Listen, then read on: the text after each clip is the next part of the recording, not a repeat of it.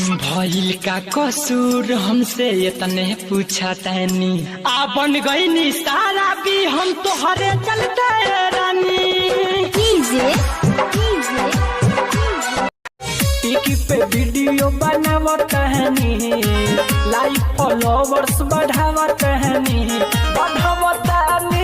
बढ़ावत हनी खाली तू वीडियो से मजा ले बोलो कहिया कर जाए सतार देव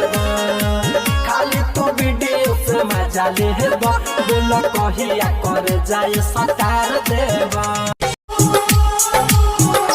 ओकर याद हमरा दिलावा से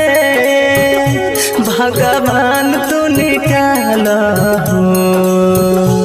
ओकर याद हमरा दिलावा